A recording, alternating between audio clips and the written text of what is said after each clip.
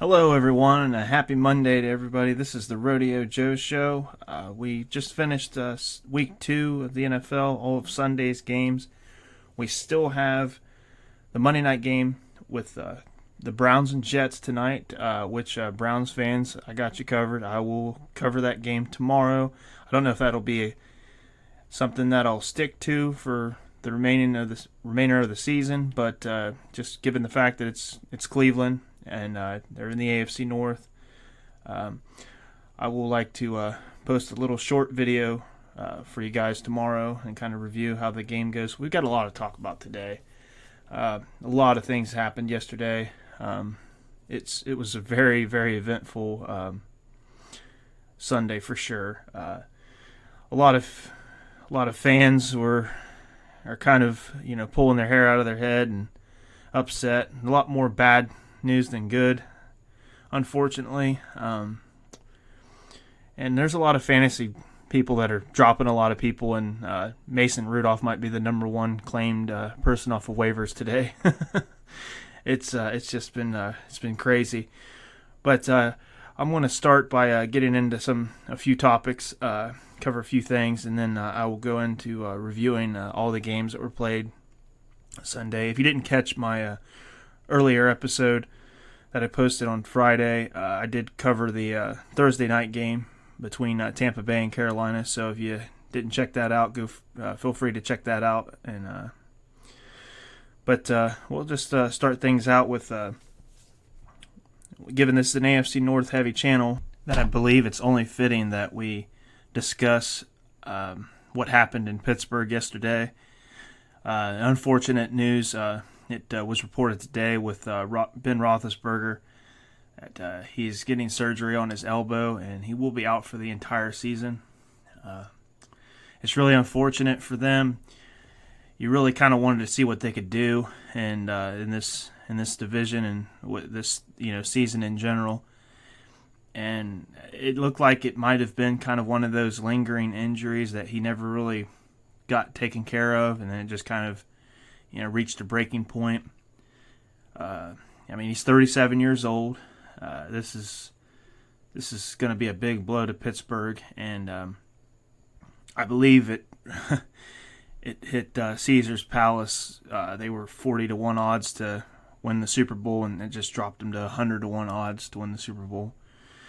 That's just the name of the game. It's just what can happen. It's very unfortunate, and what does this mean for that team? I mean, it means that they're going to come in with Mason Rudolph, who they drafted in the third round out of Oklahoma State in 2017. He looks like he's going to be their guy for the future. Obviously, his position just got accelerated. I'm sure they didn't want to put him in this soon. But that's the name of the game. It's next man up, and we'll see what they can do with that. I've seen a lot of people speculate if this kind of thing is going to be, given the fact that Roethlisberger suggested a couple times last year, or maybe I think it was just one time he said something about retiring. And a lot of people were saying, given his age, he's 37 years old. And then, he gets this big injury that puts him out for the entire season. I mean, is he going to hang it up? Is this going to be the end? A lot of people were on social media platforms going out. Did we just witness, the last time we'd ever see Big Ben suit up? And I don't think so. I think he'll come back next season. I believe he still has another 2 or 3 years left on his contract. But despite that, I mean, as you know, with the way that works with contracts and what have you, you can easily get out of that. And with what he's given to that franchise, he's given him 2 Super Bowls. It's his time. If he wants to leave, he can leave, and he won't have any issues with that. But with that being said, I don't believe he will. I still think there's a lot that he has left to give, and I think he still has a lot that he wants to play for. I still see some passion with him playing. You can tell he kind of seemed rejuvenated this season to really, kind of get out there and play. And and especially given the fact that they've eliminated most of their drama that they had in their locker room. And I think it's kind of just a new, kind of fresh start for him. And I think he was excited to really get the season going and really play. And it's really unfortunate that something like that has to happen to him. But, wish him the best of luck. Hope to a speedy recovery for him. And hopefully we get to see him again, because he's a Hall of Fame caliber quarterback. And you just hate to see somebody go out on a bad note like that. But with that being said, another Hall of Fame quarterback faced an injury yesterday. I'm sure you're all aware, in Drew Brees. And, man, you could just tell that had to freaking hurt. Just full speed going through his throwing motion to, hit, the best defensive tackle we have in football, head on. Just with his hand coming in to make a play, and there was footage of him to the point where he couldn't even pick up a football. It's just a torn ligament in his thumb, they say. He's expected to be out for 6 weeks, which isn't very good for the Saints. I wasn't able to see what they dropped, but I'm sure they dropped, as far as Vegas and Caesar's odds of them to making and winning the Super Bowl. But it is 6 weeks. Given I know we're all somewhat decent in math here, so and 6 plus 2 is 8, so that's half the season. He's still got another half of the season to play, and so it's not the end for them. And Teddy Bridgewater has been a starter in this league, and he'll obviously be their backup. And can he perform? Yeah, I think so. I think he can do a good job. Is he Drew Brees?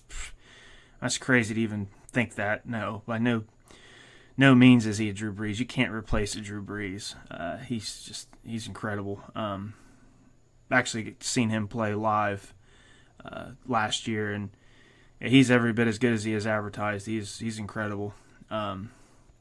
But with that being said, these 6 games that we look at that Bridgewater has to play, he's got at Seattle, home to Dallas, Tampa Bay, at the Jaguars, at the Bears, and then home to the Cardinals. For the Saints fans and and those alike, that doesn't look very good. I'm sorry. Even with Drew Brees, that's really tough, because they didn't do him any favors for sure. I look at it. I mean, I'm looking at them playing Seattle at Seattle.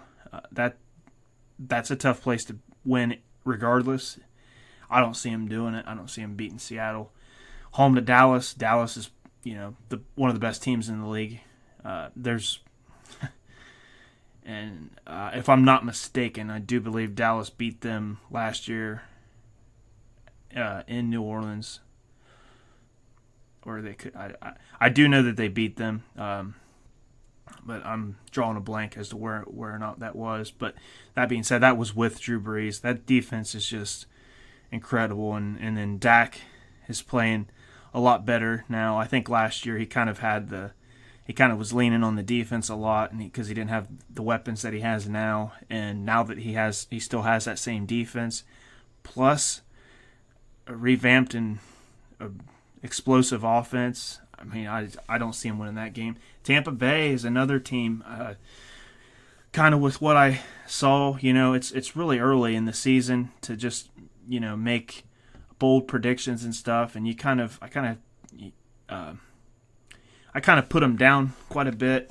Just kind of given their situation with what they have with Winston at quarterback, and not being a very good team, but that's the parity of the NFL. Things can change like that. I really think that Tampa Bay is a lot better of a team than what I thought they were. I'm not saying they're NFL elite by any means, but I mean, with the Saints losing Brees, don't knock them out of actually making a good run in that division, honestly, because it just got a lot weaker and a lot easier for the other three teams in that division. So right there, I think that's 0-3 right there. They could beat Jacksonville, although Jacksonville, you don't know what you're going to get out of them. I think they're improving. I think Minshew, by the, he'll have another, 3 games under his belt. I think he will perform pretty well, and it being in Jacksonville, I don't know. That's a 50-50 game. That could go either way, and just for the sake of the argument, just say that they lose that game. The Saints lose that game. Now you're looking at 0-4 there. Now they're sitting at 1-5. They got to go at Chicago. I don't see them winning that game. I mean, the Bears are just so good defensively. They were resilient in what they did yesterday. So I don't like their chances there either. And then with Arizona, with the fight that Arizona was able to put up yesterday against Baltimore, you can't count them out either in that game. I mean, we have the possibility of looking at them finishing 1-7, and then expecting. I believe they have a bye week after that, so they're going to come out of a bye and hopefully get Drew Brees back. Looking at probably a 1-7, 2-6, maybe 3-5 at best record. It's going to be hard for him to pull them out of that hole, and actually the best chance they would have would be to win that division if the division isn't already pretty much out of their hands at that point. But you never know. It's like I said, it's a long season, so a lot can happen. But I definitely, unfortunately, don't like their chances. And moving on from that, we actually got to see Antonio Brown suited up for the first time with New England. Didn't know if he was going to play in the game or not. Actually wearing the number 17 jersey that his dad apparently was owned. That was his number, was 17. So it was strange seeing him in the 17, but who knows how long we'll even see him in a New England uniform with all this these allegations and controversy that he's facing right now. But he ended up getting a touchdown in his debut with them, which was impressive. A nice 20-yard pass. He ended up finishing the day with 4 catches for 56 yards. So I don't know. We'll see what can happen. He actually, I believe he ended up not answering any questions to the media. He ended up just going straight to his locker room. I think he took down all of his stuff out of his locker and his name card and everything, and just left, which is odd that he didn't. I don't even think he posted anything on social media. The only thing that was spoken about Antonio Brown was, through others, and it was just, it was some praise from Tom Brady. He said that, he felt that he looked really good out there, and he enjoyed having him out there, but why wouldn't he, He's an incredible talent. He's he's not kind of, he is a freaking goofball and a half, but, it's kudos to him, and if they can keep him on that team, they're going to be a scary team to deal with. I'm not going to sit here and say they're going to be 16-0 like a lot of these sources have put out there, and just these different things on social media and whatnot, what have you. I don't know. That's just crazy. I've seen some of the teams they have to play this year, and 16-0 is a stretch. It's hard. It's hard to win every single game in the NFL, and even if they did, do you think they want to after what happened the last time they went 16-0? Not really. I don't think so. And then lastly, there was a press conference with Pat Shurmur, head coach of the Giants, and he was asked once he commented. I believe he made a comment that said that every position is evaluated every week. And of course, what does that do? That just leads these reporters to ask these pressing questions, and they immediately got to just go straight for the jugular, and they got to say, so does that mean a quarterback? Is that a position that's open? And of course, he kind of piddled around the answer and said, oh well, Eli's our starter, whatever, what have you. He's going to be our guy. He's going to be our guy for now. Well, I don't know what's going to happen. And like I said, just basically went around the answer, didn't want to give a straight answer, and which even one reporter came out and said, so does that mean this is, you realize this is going to leave this open for debate, which he agreed, and he said, yeah, I'm aware of that. So, with that being said, does that mean Eli Manning's done for? Is he out of New York? Is Daniel Jones going to take over? You never know in the NFL with people needing that instant gratification. They needing something. If they're not getting results quickly, they want something and they want change, big bold change. I think for the overall growth of Daniel Jones, that would be a complete mistake. It would be so stupid to put him in, given what the Giants have done. The Giants are without 3 playmakers on offense, one being due to suspension. I mean, Saquon is lighting it up. Don't get me wrong, but he's kind of our modern day Barry Sanders. He has no offensive line, but just so much talent that he's able to compensate for that. And it's kind of funny that the way that division kind of shakes out. You kind of got Zeke having the great line, so he's kind of got that Emmitt Smith comparison to Saquon with the Barry. Anyway, going back to what I was talking about, I don't think Eli Manning's done. Although a lot of the New York faithful was not very kind to him, which they actually booed him like really bad after his second interception. And so, I mean, but it all comes down to the coaching staff. Are they going to do it? I don't think they will.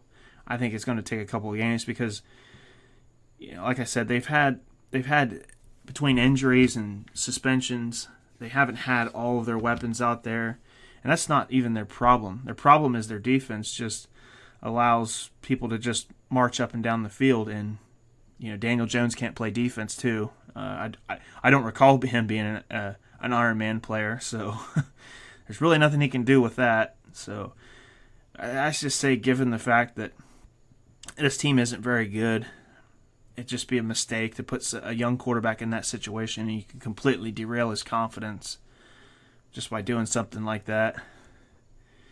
And, I mean, there's plenty of teams that have just really, just played like crap a whole season just so, with a veteran quarterback, just so that young rookie can see what to do, what not to do, how to act like a pro, and then come back that following season and start from day one. If you're going to start him from day one, you should have started him from day one. Putting him in the third week of the season, just because you're 0-2, it isn't the end of the world. But, I don't know. I really see a couple more games played out here. But if, Eli also isn't doing himself any favors by his play. So, you can only give him so many excuses. I mean, but, how many times are they going to keep hanging their hat on his 2 Super Bowls that he has? I mean, eventually that's something that's increasingly more and more each year becoming irrelevant, and the fans are very, very well aware of that. So it's just interesting to see how that goes. Like I said, in my personal opinion, he's gonna stick around there for a couple more games at least. But well, with that being said, let's wrap all that up and start going into covering some of these games that happened. Well, not some of them, sorry, all of these games that happened. First things first, we will start out with the Chargers and the Lions. I spoke on it in our preview that this was a pretty cut and dry game. It could go either way. Both teams kind of faced the same circumstances in their openers, where they both held big leads and then blew them. And then both games went into overtime, and obviously we know how those ended. But we had Detroit coming through, winning 13-10. The Chargers had the lead because they took advantage of a couple of early Matt Stafford interceptions. But then, when push come to shove, the Chargers just couldn't get it done. They could not put them away. They had plenty of opportunities. Eckler had over 100 yards from scrimmage. He had a little bit over 60 yards rushing and a little bit over 60 yards receiving. So he played well. They had a fumble inside the one, looking to score. Missed a 39-yard field goal off the uprights, and that just kept Detroit in that game. 10-6 was two. I believe there were opening drive touchdowns from each team, but Detroit missed their extra point, which seemed to be a theme of yesterday as well from a few teams. But it just kept it comfortable. They couldn't put them away. And Phillip Rivers, went on and said that was the worst part about that game is they knew they had several opportunities and they just blew them. And with midway through the fourth quarter, Matthew Stafford threw a game-winning touchdown, and then the Chargers got the ball back, moved down the field, and they were set up with an opportunity for about a 45-yard field goal. But given the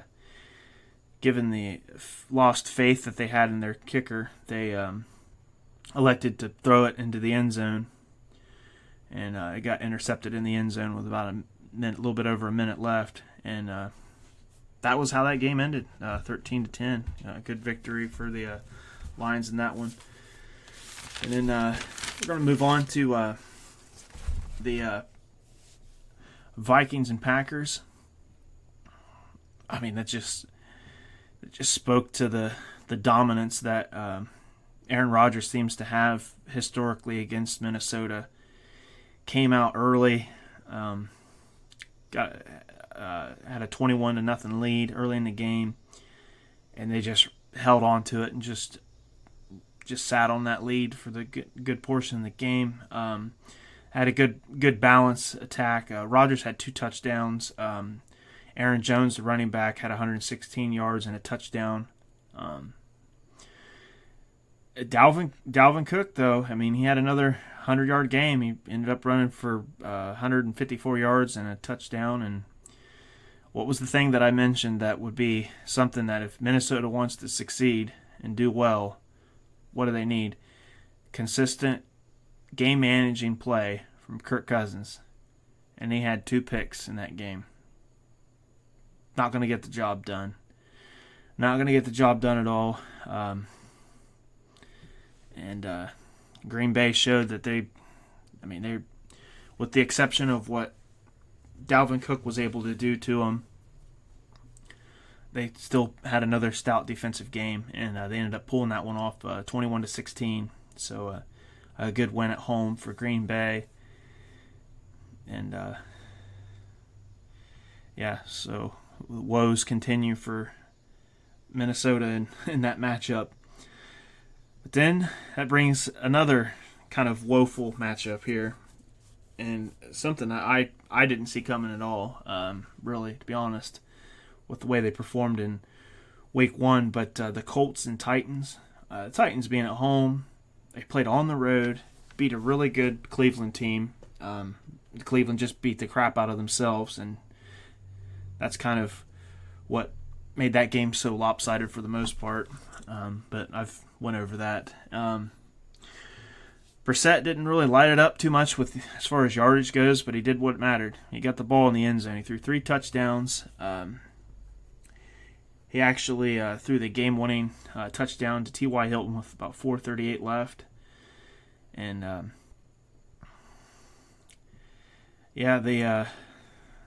the Titans had a chance with about 1:07 left, but threw an incomplete pass on 4th down. And this is the narrative I was saying. Vinatieri, I believe he's the all-time leading scorer in the NFL now. 2 missed extra points, and he's had some inconsistency. I believe he missed a field goal last week as well. You just gotta is he done? Is he? I don't know. I don't know if he's seen his. I'm sure he's seen his better days, but I'm sure there's a lot he has left to give. But I know if I was a Colts fan, I wouldn't be too happy with him right now, especially given the fact that he missed the 2 extra points and they lost by 2. So that's always something. With my team, I've seen that way too many times as well. It's extremely unfortunate when your team plays well, and they're left out of a win because of the kicking game. But that's just the way the game goes.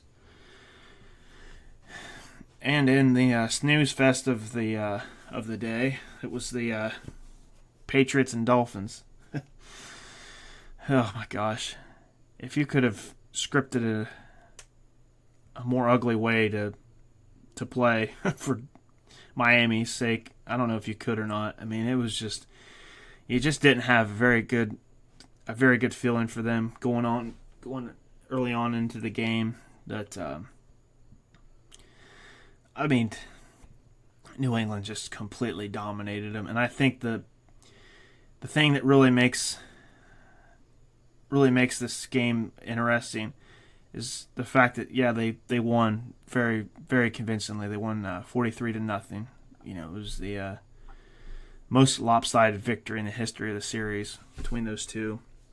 108 games they've played. So it's crazy, but and I mentioned earlier that Tom Brady had a big completion to Antonio Brown for a touchdown, 20 yards. But at one point in the fourth quarter, the Patriots got 2 pick sixes in 2 minutes, in a 2-minute span. They're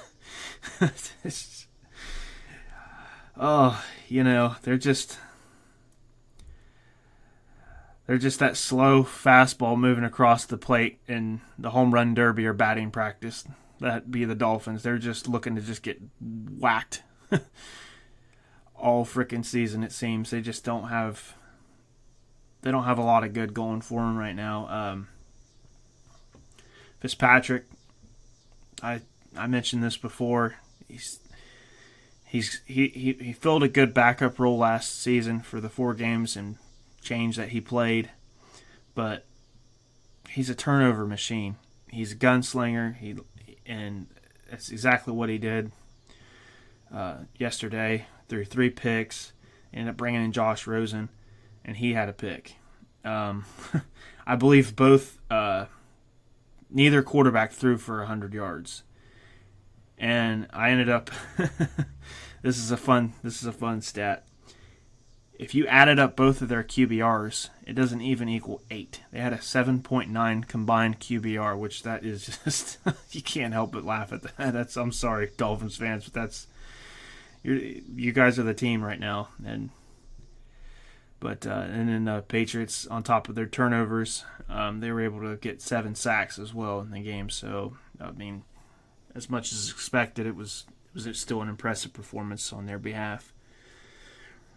Really surprised, kind of staying in the AFC East, of the way the Bills and Giants game played out. I mean, I didn't think it would be as lopsided as it was. It was just, and I spoke on the whole way that the fans were kind of treating Manning after he threw 2 picks. I mean, the Bills don't look super impressive on paper, but what are they doing? They're winning ball games. They're doing what they got to do. They actually swept the Meadowlands this season as a victory against the Giants and the Jets in New York. They were able to do that, and they'll have the New York bragging rights there, which is something they probably haven't had in a long time. But Josh Allen, he did what he had to do. He ran for a touchdown. He threw 1 as well. I guess I probably should have said the other one first, but given he's a quarterback. But it's just doing what he has to do. Especially, impressive. No turnovers after coming off those 4 picks or 4 turnovers he had last week. It was a good bounce back game for him. Barkley, still did what he does. You can stay happy having him in fantasy because even despite his team playing very, very bad, he'll still give you some good numbers as far as on a fantasy standpoint. He had 107 yards and a touchdown, so still a decent day for him, but there's nothing else good going for the Giants right now, so just see how that goes. We got a NFC East matchup between the Cowboys and the Redskins. 31-21, Dallas won that game pretty convincingly. They really took care of Washington, and they didn't seem to have an answer for Dak at all. He ended up with 3 touchdowns, 69 yards rushing. He only had 4 incompletions in that game. I believe he had an interception as well. So 3 incompletions and a interception. But at one point he had 18 straight completions. They said that they just didn't know what to do with him. He was all over the place. And then you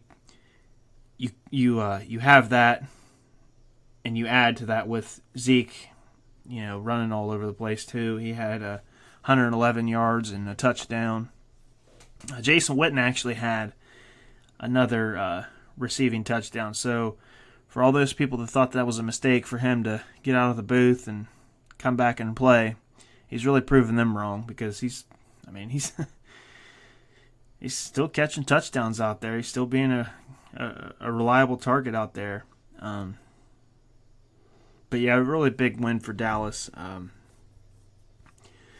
just really impressed with what they were able to do. I really truly believe they're one of the best teams in the NFL right now, and they're really playing like it.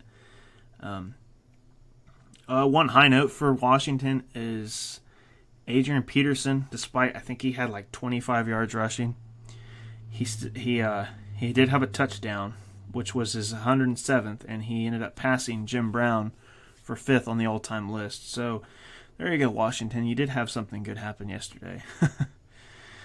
But then we'll move on to the AFC South.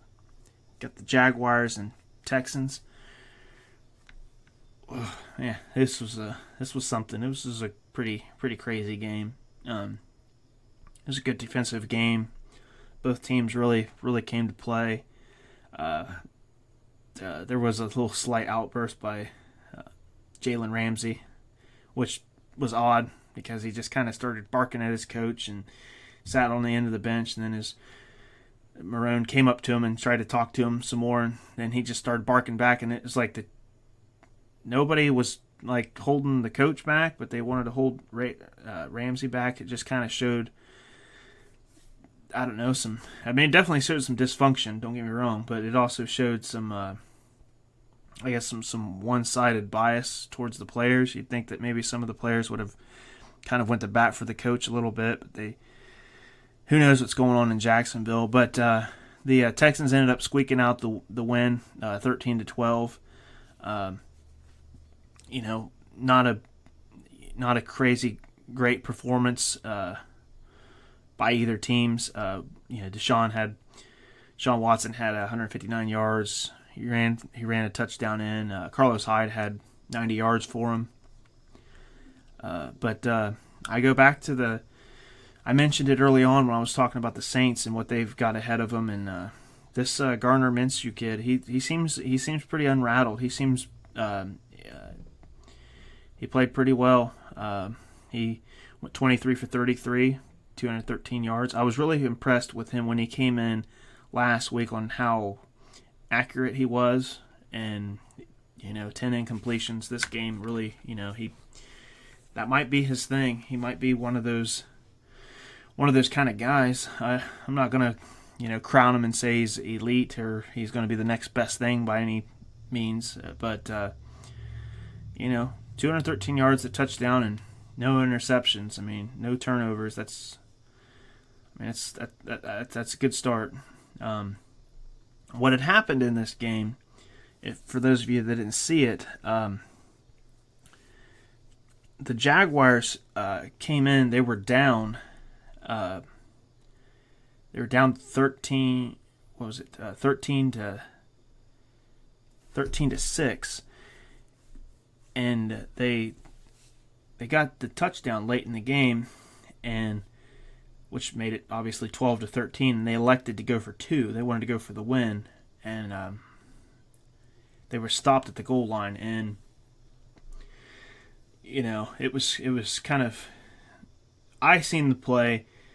I think it was clearly, he was clearly stopped at the goal line. It was very, very close, but Fournette is still going off about it, saying that he knows that he was in there, and the guy that made the tackle was saying that he didn't even have to look up at the replay because he knew that he stopped him, and it was just kind of this little back and forth banter that went on. But the Texans, they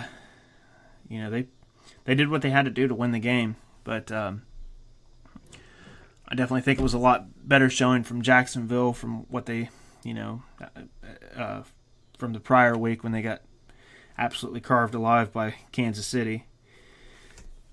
And speaking of Kansas City, we'll cover their game against the Raiders. They were at the Raiders in what was the last game in the Coliseum. I think I said that when I previewed the game. It's not the last game per se there. It's just the last baseball diamond game where the dirt is on the field and this, that, and the other, because the next time that they play there, given their schedule, won't be till after baseball season's over with, so it'll be just a straight football field. So I want to clear that up.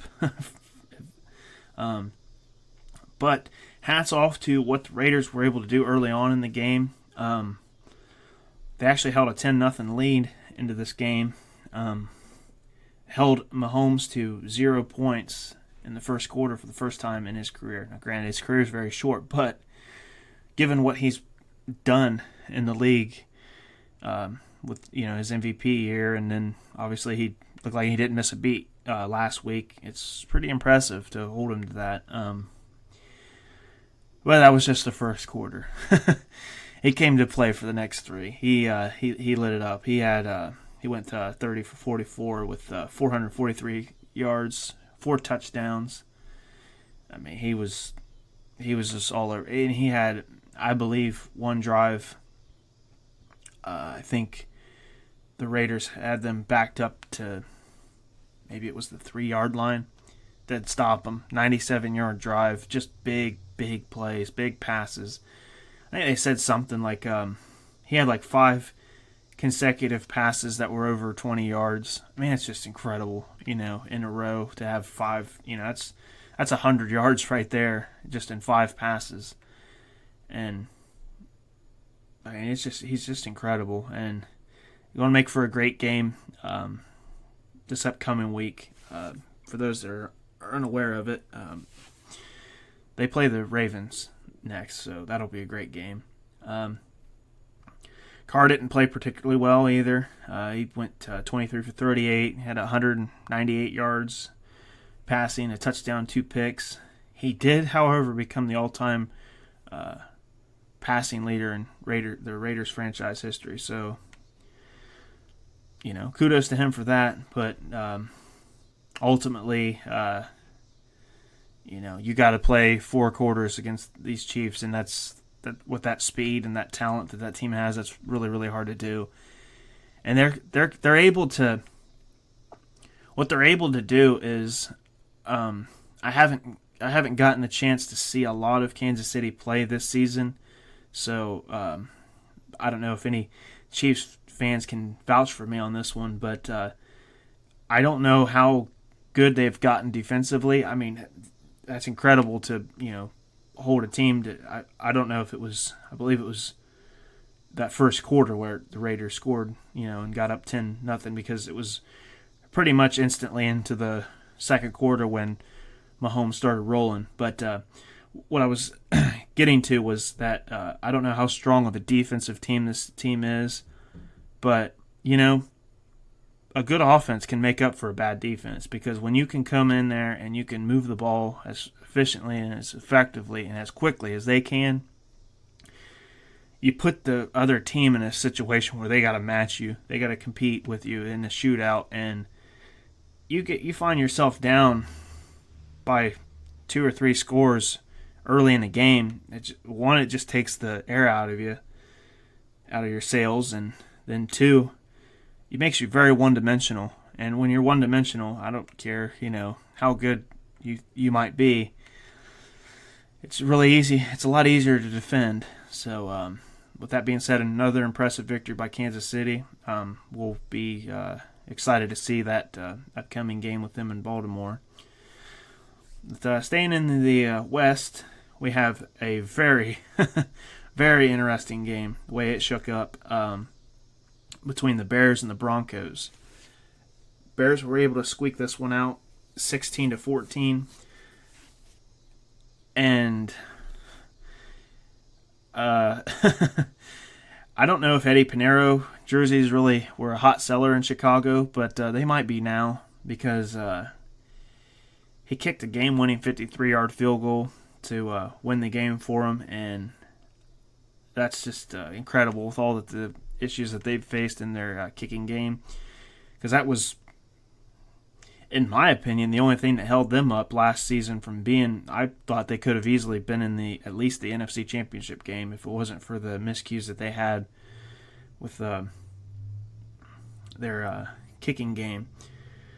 But for those that didn't know what happened in this game, because I don't really want to go too far into the statistics of the game, because it was a pretty defensive game. There wasn't anything that really stood out to me by either teams, other than the fact that this is the second straight game that Denver hasn't gotten a sack, which seems odd with having that talent that they have on defense, and especially their speed at linebacker. But yeah, it's another game, no sacks. But going back to the end of this game, the Broncos were down. They were down and tried for a 2-point conversion to take the lead, and they ended up getting a delay of game. So then they go and line up for the field goal, or the extra point, because they were 5 yards back, and then it led to them missing the field goal. But then a flag comes out, and Chicago lined up offsides, so that moved them back to that 5 yards that they were originally at. Are they going to go kick the field goal? No, they're going to try to do the 2-point conversion again, but they ended up getting it this time, and so they're up, and then that leads Chicago to have to drive the ball down and try to get that game-winning field goal to win the game, because they were down 13-14 at this time. And a couple controversial things happened. I don't know at what point it was in that drive. I didn't get to watch the game. I just seen the highlights of this. But there was a controversial roughing the passer call. I don't know what down it was on, but it obviously gave Chicago another breath of hope and 15 yards and a first down, and which led them to their last play that they had prior to their kick was a pass with about, I believe there was 6 or 7 seconds left. They throw it into the middle of the field, and the player goes down, and he had looked as if he ran all the time out of the clock. The play clock was at 0 as he was, coming down. And honestly, from what I saw, and they showed several different angles of it, from the play clock and this, that, and the other, of him going down and stuff. And I honestly believe that he was down with 0 seconds to go, but they gave them the timeout, said there was 1 second left, because they immediately called a timeout as soon as he caught the ball and was down. They gave him that 1 second. He kicks the 53-yard field goal, so all that craziness that ensued a minute 40 seconds prior to that is all erased because of some controversy. But the Bears were able to do what they needed to do, and that's a tough place to play. And I said that if the Broncos were going to win that game, they had a good chance of doing it with their being at home, and they were right there. They had a chance there at the end, but just unfortunate things happen like that in this league. Now we're going to move on to what was supposed to be the, in my opinion, the game of the week between the Saints and the Rams. I mean, we don't have to really go too far into this and as to what has happened, because I spoke on it early on, but obviously, the Saints lost the game 27-9. And, it just completely changes the dynamic of a game when you're playing a team that's, one of the best teams in the NFC. It's a matchup between two of the best teams in the NFC.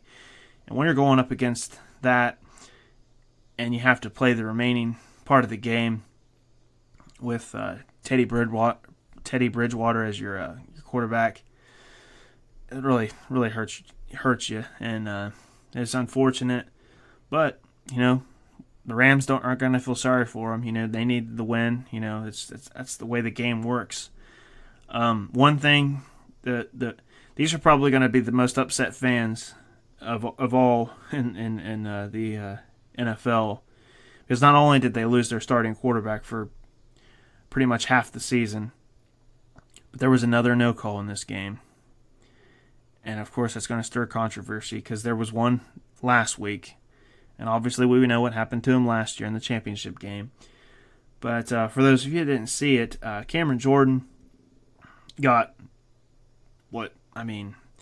you can debate it if you want to, but it's without question a fumble.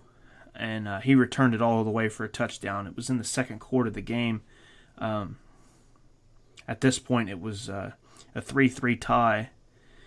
And the play was ruled dead because basically immediately after the ball came out, the referees blew the play dead. And which, you can kind of, if you don't know any better and you didn't see it, you would almost kind of think, well, since the play was blown dead, that's probably why nobody really challenged him when he took off with the ball. No, they did. They were trying to get him down because, any extra chance you have to hit somebody in football, they're going to jump right on it. So if they see that he's running down the field, they're going to try to tackle him, which they did try to. So all that's a bunch of garbage. But what's more so garbage than that was the fact that due to the instant replay in the system and the way it's working, or supposed to work, I should say, referees can't blow plays dead like that until it's clearly a dead ball. And we have the replay to verify whether or not something is incomplete or it's a turnover, because all turnovers in scoring plays are reviewable. We're all aware of that. So the fact that they blew that play dead is wrong, and they owe the Saints a big apology. Now, would that have impacted the game, completely changed it? No, I don't think so. It could have. It actually swung the momentum to a game that could have potentially been, 10-3 Saints. Then that same drive became 10-3 to the Rams. And it's just kind of unfortunate that I think a lot of it is coincidental, but I'm also not a fan of the Saints. So if the shoe was on that foot, I would probably be pretty irate about it, and I would think that the NFL was out against my team. But that's just unfortunate for them. But also, some things that happened in this game outside of that. Gurley had 63 yards. He had a touchdown. It was his first one of the season, so all those people that were, he had the whole issue with being benched on the during the Super Bowl and what have you, and how he felt, and so it was probably good for him and good for the team and good for the fans to see him actually come in there and score a touchdown. Goff threw for a touchdown. He ran for a touchdown. He had about 283 yards, so not a bad game. Made it a little bit easier for him that he didn't have to go up against Drew Brees for 4 quarters. But, like I said, that's just the way football goes. I mean, you have to play the teams that are in front of you, and injuries happen, and you don't stop playing just because, somebody's down a man. But this brings me to the next game was the Sunday night game, which I apologize to any Eagles and Falcons fans that I kind of said that this wasn't a very good game. It just didn't interest me at all. But with that being said, I still tuned in, still watched it, and honestly, it was the best game of the day, in my opinion. It was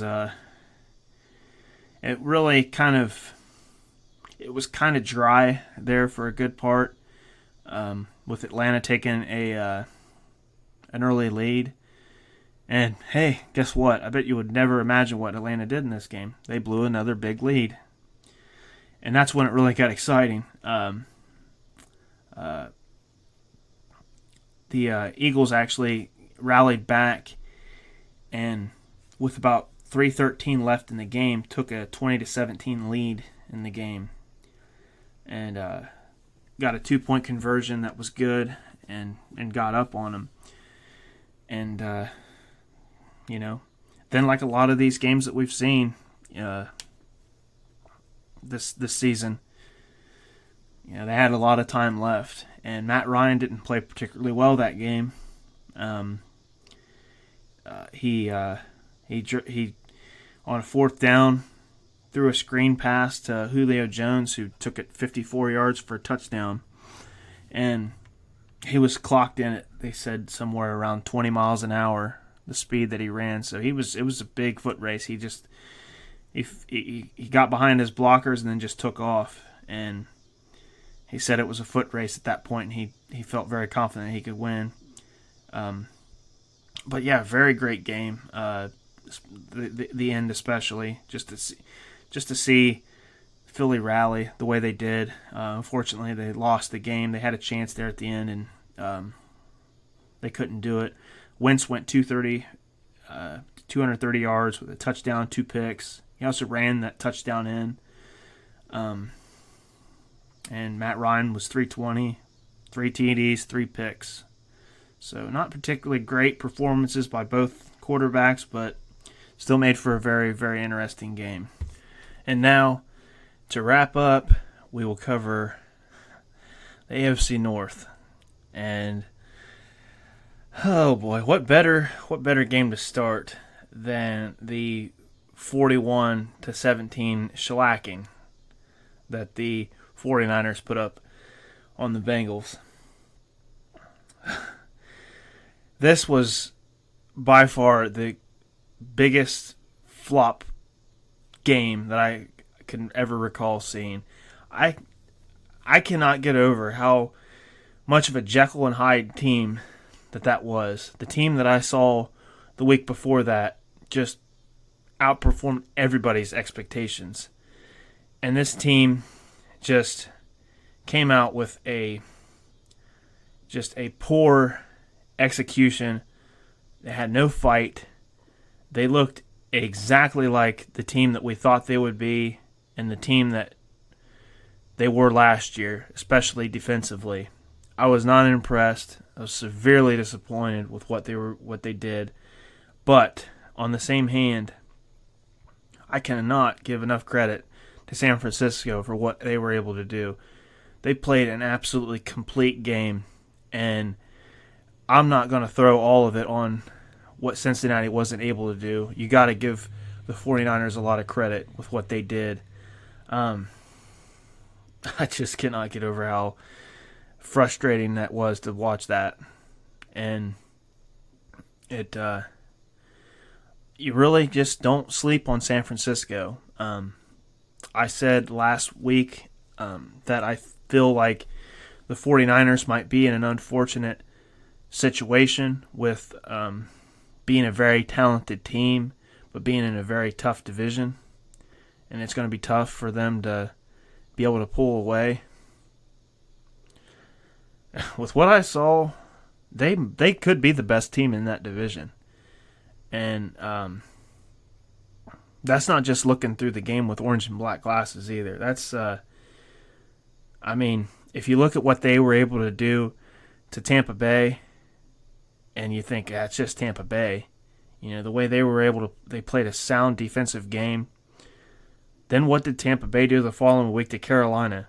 Who, outside of, you might even had some people that say if Cam would get his act together and you kind of get back to playing the way that we were accustomed to him playing, they could even have been a better team than the Saints because they have the talent to compete with them. But they obviously got handled by Tampa Bay. So does that speak to how bad Carolina is or how good Tampa Bay is? Because I don't know. I kind of lean that with what I've seen the 49ers do in the first 2 weeks of the season, they took, regardless of the talent on either teams that they played, which that's up for debate, they still played very, very well. And Garoppolo definitely knocked the rust off that he had in week 1, for sure. He ended up having a career high, or either he might have tied a career high, but he had 3 touchdowns. They were able to just move the ball all over the place, with the exception of one drive that was plagued by a couple offensive line penalties, and then an interception that he threw, which didn't matter because Cincinnati didn't seem to really want to do anything offensively anyway, and but he threw that interception. Outside of that, they scored on every drive, which was impressive. They could not be stopped in any form or fashion. And the sad thing about it is that they started play action very early and got immediate results off of it, and didn't even have the running game established yet. They waited until later to establish the running game, which they definitely did. Matt Breida had 121 yards rushing. He actually averaged 10 yards a carry, 10.1. And they had 259 yards total on offense. Running the ball. 572 total yards for San Francisco. And to just show you how impressed I am with Cincinnati's poor performance, they had a 25 yards rushing that whole game. So, I have nothing but disgust and disappointment for what I've seen, and I hope they can bounce back. They don't have their season isn't getting any easier, so they better figure it out, or it's going to be a long season for Bengal fans for sure. It was the worst home opening loss in Cincinnati history. Andre Smith was benched in this game. He was replaced by John Jerry, who plays guard. So, that just speaks to what we have issue-wise at the offensive line position. Every issue that a lot of these insiders and experts were saying that we would have this season got proven wrong in week 1 and then proven right in this game. It was just poor tackling, poor execution. They looked in the linebacking core, they looked completely out of position and just overmatched athletically. The running backs and wide receivers could just go to the outside, and once they were in space, nobody was catching them. And it was a completely different team than what the team I saw in that Week 1 game, and which makes what makes matters even worse is that they ended up losing a couple guys. Michael Jordan hurt his knee. I don't know how severe that is. Carl Lawson also had a hamstring problem as well. And Andre Smith got hurt as well. Pulled his groin, I believe. And I don't know if he did that sitting on the bench or when he did it, but, in my opinion, he didn't do much on the field. But you don't want to see a guy hurt. I'm not trying to say that, but, he's not a fan favorite in Cincinnati by any means.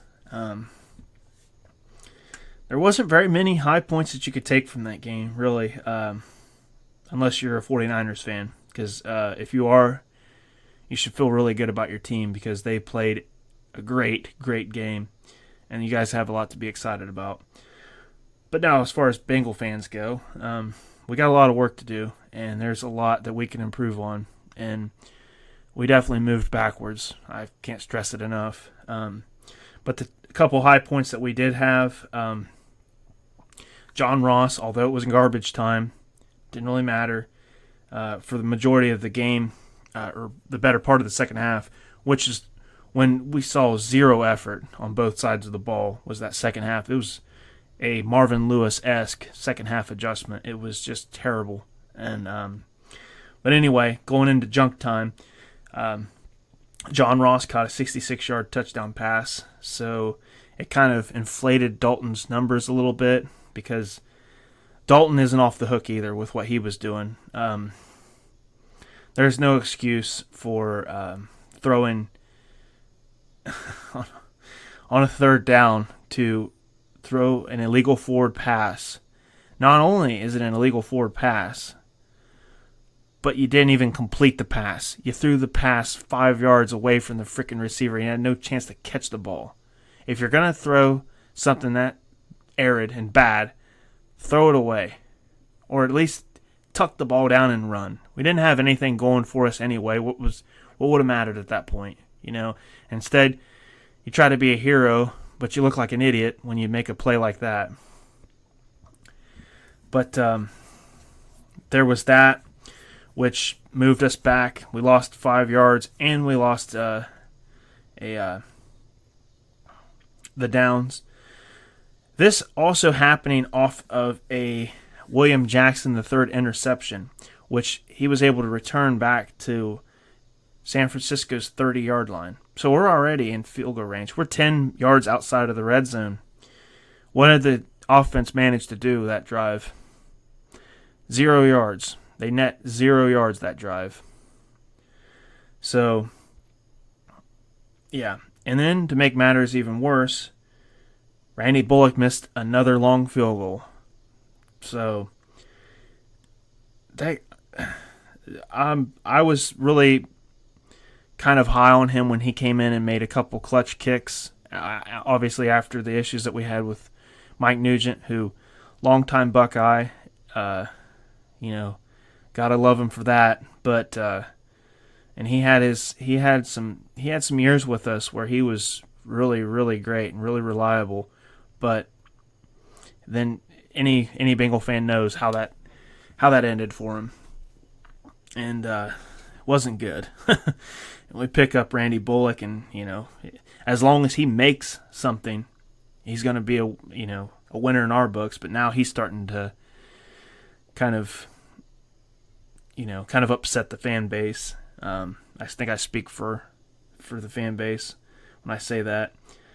And it doesn't make matters any better when Josh Elliott was drafted by us, ends up being a great kicker, kicks like a 61-yard field goal for the Eagles his rookie year. And obviously, if we had to do over again, if they were smart, they would definitely want Elliott over Bullock. But yeah, missed the field goal after what could have been a game-changing drive if we were able to come do that and kind of stall San Francisco and kind of stunt some of their momentum that they had, because once they got the momentum, they didn't let off the gas. They played a great game. Another high point, Tyler Boyd had 10 catches for over 100 yards. So that's about all the good that I can say about that game because there wasn't a whole lot of it. Moving on to the Seahawks and Steeler game. Seahawks pulled it out with a 28-26 win. It was their first win in Pittsburgh in 20 years. So now, if this goes back to the Saints game as well, I actually thought that Pittsburgh could win this game, but you never predict that somebody's going to get injured either. So I don't think I was kind of out on a limb with that prediction. But yeah, it was an impressive victory for Seattle to come in there, and it's a tough place to play when you're going, cross country to play Pittsburgh. And like I said, you're always going to have that hanging over the back of your head, knowing, hey, we haven't won here in 20 years. So, and then they played motivated ball. They came out and played. Now, there are a lot of things that they did well. There was a lot of things that Pittsburgh didn't do well. One thing I'll speak on Seattle's behalf, Russell Wilson had 300 yards, 3 touchdowns, played a pretty good game. And DJ Metcalf had another touchdown, caught another touchdown. So he had all this hype coming in, and a lot of people were really big on him with what he could do, and I don't think he's really disappointing because he's paying off pretty good for him so far, and I bet you there's a lot of people in fantasy leagues right now that are, if they didn't pick him up, they're picking him up now because they're showing some good chemistry that they got, and he's a workhorse, to come back and off that injury that he had. I mean, he's looking like he's definitely a good fit for that team. I spoke on this before with their problems, Pittsburgh's problems. I don't want to beat them because, they lost their starting quarterback for the whole season. I mean, what are you going to do with that? I mean, granted, they didn't know that that's what they were facing at the time. But Mason Rudolph came in. He played about as well as you could play. I mean, didn't do anything spectacular, but, he went 12-19 for 112 yards, 2 touchdowns and a pick. But my goodness, they are in for a long season if they cannot get this figured out with the secondary option here. Because Juju didn't play a terribly bad game, but James Conner again, 11 carries, 33 yards, not enough production from James Conner. They need to get him the ball. He needs it. He got hurt, which. I guess word around the team is that he it's not too bad. They don't think it's too serious, but it's just something to keep your eye out for. But those secondary options that I mentioned, there was a point where a ball was thrown to Dante Moncrief, and it went through his hands, bounced off his face mask, and was intercepted. You're trying to make a name for yourself to be the secondary option in Pittsburgh. You're not doing yourself any favors with that. They have to have that. I'm going to beat a dead horse about that. They have to have a secondary option if they want to compete, because this isn't going to do it. This isn't going to get it done. Do I think Mason Rudolph will win them some games this year? Yeah, but he's no Ben Roethlisberger. And it's kind of unfortunate. I mentioned that early on, but they're going to have a long season if they can't get anything together. And unfortunately, if they don't, and they have these problems for a good part of the year, I'm afraid it might also hurt Juju and his confidence, which is the last thing you want, because I think he's incredibly talented and he can step up to that role and be that number one guy, but he's not really getting any help, so you can't really expect him to, carry the team on his own. But they've got it tough for them this upcoming week. They got to go across to San Francisco and play, who I just explained, a very, very good San Francisco team with Mason Rudolph starting in that game, that's going to be tough. So we'll just kind of see how that all plays out. And finally, the final game was between the Cardinals and Ravens, which was a pretty good game for the most part. I mean, you just tip your hat off to what Lamar Jackson's been able to do. He just continues to impress, and there was talk from Arizona that they said the biggest thing for him was they didn't know what to expect from him. And a player for the Ravens even spoke and said, "How are you supposed to, defend him if he's doing this? Like, the man went 24 for 37, had 272 yards throwing, 2 touchdowns, but he also led the team in rushing with 16 carries for 120 yards. I mean, it's just incredible what he's able to do. And the funny thing is he has 7 touchdowns through 2 games. He's thrown for 7 through 2 games, and he had 6 total, 6 in his 7 starts last season. So I think he's there, and he's going to be a force to reckon with. I believe so. But I mentioned earlier in the episode that he's got Kansas City this week, so that'll make for a very, very interesting matchup. As far as the Cardinals go, Kyler Murray came in and played another great game. Went 25 for 40, threw for 349 yards. He actually became the second quarterback in history to throw for 300 yards in his first 2 games. The only other guy to do that was Cam Newton, and so he's playing good ball too. David Johnson left the game early with a wrist injury, but he came back and he scored the only touchdown for Arizona. And he wasn't much of a factor in the game. He ran the ball 7 times for 14 yards, but they had their chances to win. They got inside the Baltimore 5 3 times and got nothing but field goals out of it. Field goals aren't going to cut it.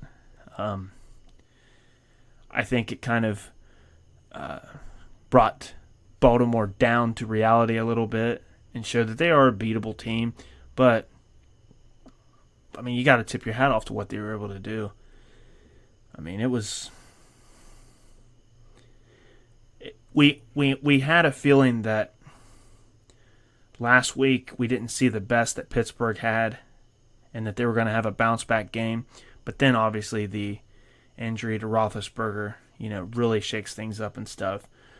But even if Pittsburgh would have won that game yesterday and we have a healthy Ben Roethlisberger and then, everything's all great and, Pittsburgh, I think it's without question that Baltimore's the best team in the division. There's no doubt about it, if not one of the best teams in the AFC.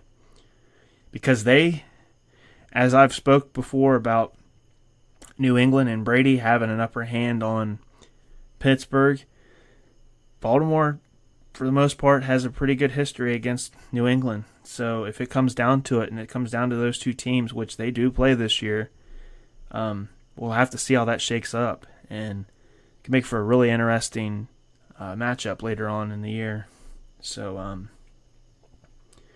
yeah, just that's all I really can take away from that game is Cardinals had chances.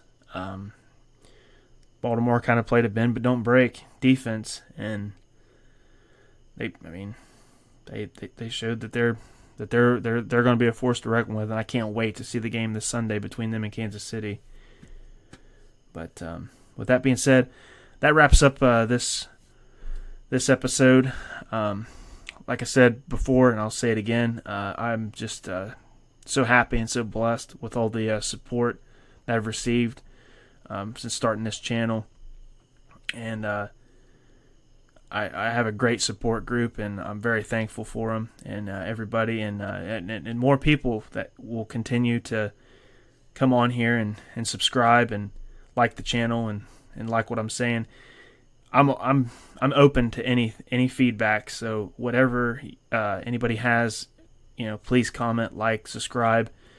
Let me know what you like about the episode. Let me know what you want to hear, what you like. I'm looking to start recording these episodes on Monday, because I don't really think it's really fair for people to have to wait 2 days to kind of hear about how Sunday's games go. And I was open to speaking about Monday night's games on the Thursday night, or on the Friday show when I speak about the Thursday night game, but that's still up in the air. I'm obviously not going to do that tomorrow because given that Cleveland plays tonight, I want to do the due justice to Cleveland fans out there and the ones that listen to this channel. That I'll review their game. It won't be a very long show, but they'll at least get their team mentioned, and which also should be a pretty good game. I see Cleveland winning that game, and it's going to be a good bounce back game for them. But like I said, thanks guys for the support. If there's anything that I can do to improve and you'd like to hear, again, just please, all feedback is encouraged. And until next time, thanks.